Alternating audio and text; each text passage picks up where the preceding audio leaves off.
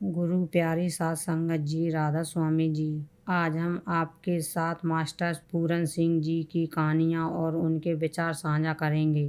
Master Puran Singh ji को तो हम सभी जानते हैं। उन्हें सभी प्यार से मास्टर जी कहते थे और वे सिर्फ नाम से ही नहीं बल्कि अपने कार्यों से भी महान थे। गुरु भक्ति और सेवा में उनका स्थान बहुत ऊंचा था। ऐसे सेवक बिरले ही मिलते हैं। मास्टर जी डेरा में सफाई सेवा विभाग के प्रमुख थे और उन्होंने सेवा में नई मिसाल बना दी। उनकी सेवा भावना इतनी गहरी थी कि वे दिन रात की परवाह किए बिना सेवा में जुटे रहते थे। उम्र बढ़ने के बाद भी उन्होंने कभी थकान या बहानेबाजी को अपने कार्यों में आने नहीं दिया। मास्टर जी ने दिखाया कि गुरु की सच्ची सेवा कैसे की जानी चाहिए। उन्होंने अपनी पूरी जिंदगी डेरा और अपने गुरु के नाम समर्पित कर दी थी। उनका बाबा जी से गहरा प्रेम था और उन्होंने खुद को पूरी तरह गुरु के हवाले कर दिया था, बिना किसी शर्त के पूरी श्रद्धा के साथ। बाबा जी भी मास्टर जी को बेहद प्यार करते थे और उन्हें बहुत ऊंचा दर्जा देते थे। बाबा जी ने संगत से यहाँ तक कह दिया था कि जब वे बाहर जाते हैं, चाहे डेरा से बाहर हो या देश से बाहर, अगर संगत उनके दर्शन करना चाहे तो मास्टर जी के दर्शन कर ले। बाबा जी ने कहा था, मास्टर जी में आपको मेरे ही दर्शन होंगे। साध संगत जी, यह कोई छोटी बात नहीं थी। जब गुरु किसी को इतनी ऊंचाई पर रख दे तो गुरु और सेवक में कोई अंतर नहीं रह जाता। कहानी में भी प्रमाण आया है कि पारस और संत में यही फर्क होता है। पारस लोहे को सोना बनाता है, लेकिन गुरु अपने सेवक को खुद ही पारस बना देता है। मास्टर जी भी एक ऐसे ही पारस बन गए। वे मालिक के रूप में स्थापित हो गए। जो भी मास्टर जी से मिला वह जानता था कि उनके चेहरे पर एक अद्भुत नूर था। उनके स्वभाव में गहरी निर्मलता और असीम प्रेम भरा हुआ था। मास्टर जी को संगत से बहुत प्रेम था और वे सभी से मुस्कुराकर बात करते थे। संगत उनके साथ सेवा करने के लिए तरसती थी, क्योंकि उनके साथ सेवा करने का अवसर मिलना किसी सौभाग्य से कम नहीं था। बड़ी मुश्किल से ही किसी को उनके साथ सेवा करने का मौका मिलता था। मास्टर जी सभी संगत को बड़े प्रेम से उनकी ड्यूटी समझाते थे और उनके घर परिवार का हालचाल भी पूछा करते थे। वे हमेशा इस बात पर ध्यान रखते थे कि संगत को खाने पीने की कोई दिक्कत ना हो। बार बार पूछते कि लंगर खा लिया या नहीं, ताकि कोई भी भूखा ना रहे और बिना भोजन किए सेवा करने ना चला जाए। सेवा शुरू करने से पहले मास्टर जी संगत को गुरु घर की बातें और प्रेरणादायक कहानियाँ सुनाया करते थे और संगत भी बड़े ध्यान और प्रेम से उन्हें सुनती थी। लोगों को यह भली भांति पता था कि मास्टर जी और मालिक में कोई भेद नहीं रहा। वे मालिक के ही एक रूप बन चुके थे। उनमें और मालिक में पूर्ण एकता थी। मास्टर जी दरबार में स्वच्छता को लेकर बहुत अनुशासित रहते थे।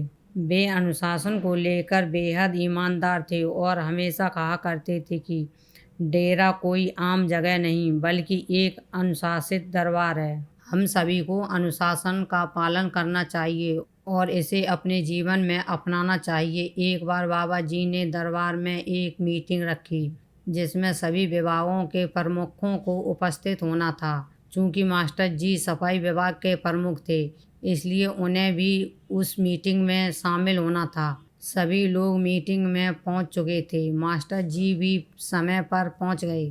फिर बाबा जी भी आए और डेरा को बेहतर बनाने के लिए सभी से सुझाव मांगे। हर कोई अपनी राय देने लगा।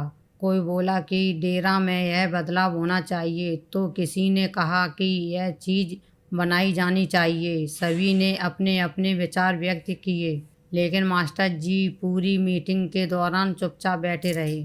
बाबा जी ने मास्टर जी की खामोशी देखी और उनसे पूछा, मास्टर जी, आप कुछ नहीं कह रहे, आपकी क्या राय है? मास्टर जी ने विनम्रता से उत्तर दिया, बाबा जी, मैं राय क्या दूं? मेरी तो बस एक विनती है। बाबा जी ने कहा, बताइए मास्टर जी, आपकी क्या विनती है?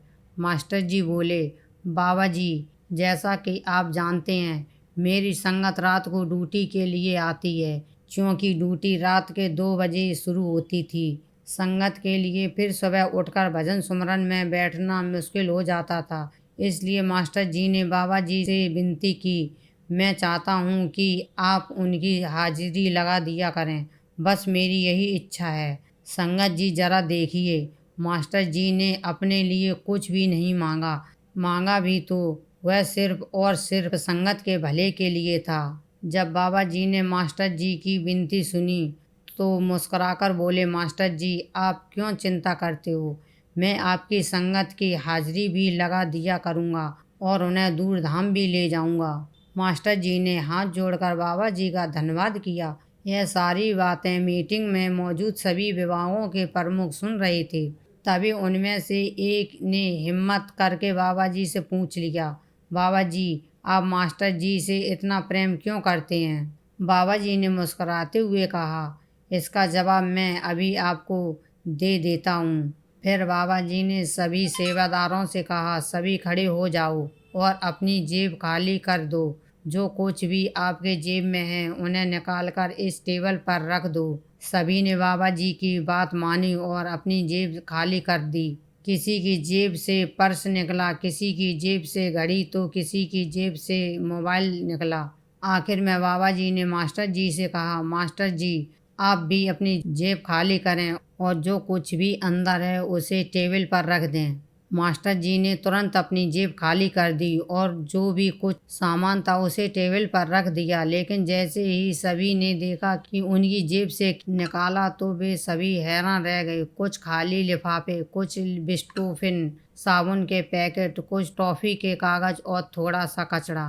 पूरी सभा में सन्नाटा छा गया। तब बाबा जी मुस्कुराकर बोले, अब आपको समझ में आया कि मैं मास्टर जी को इतना प्यार क्यों करता हूँ। सभी की आंखें झुक गईं। संगत जी, मास्टर जी जब भी कहीं कोई लिफाफा या कचरा पड़ा हुआ देखते थे तो उन्हें उठा लेते और अपनी जेब में रख लेते थे। फिर बाद में उसे जाकर कूड़ेदान में डाल देते थे, क्योंकि वे डेरा को परमपिता परमात्मा का घर मानते थे। ऐसी सेवा हर किसी के बस की बात नहीं होती। इस तरह की सेवा वही कर सकता है जिसके भीतर अपने गुरु के लिए बेइंतहा प्रेम हो, जो किसी की भक्ति में पूरी तरह रंग चुका हो। हम लोग तो जरा सी सेवा करके खुद को बहुत बड़ा सेवादार समझने लगते हैं। हमारी सेवा में दिखावा ज़्यादा होता है। हम सेवा भी अपनी पसंद के हिसाब से करना चाहते हैं। अगर सच में सेवा करनी है तो हमें मास्टर जी से सीखना चाहिए असली सेवा कैसे की जाती है। एक बार किसी ने बाबा जी से पूछा, बाबा जी दरबार में सबसे बड़ा सेवादार कौन है?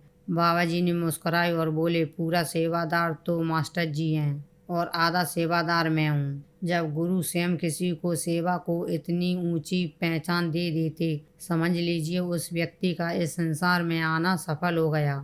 मास्टर जी ने सेवा की ऐसी मिसाल कायम कर दी कि जब तक यह दुनिया रहेगी उनका नाम हमेशा लिखा जाएगा। जब भी सच्चे और समर्पित सेवादारों की बात होगी तो सबसे ऊपर मास्टर जी का ही नाम आएगा। मास्टर जी के गुण, उनकी मानता और उनकी सेवा का जितना भी गुणगान किया जाए वह कम है।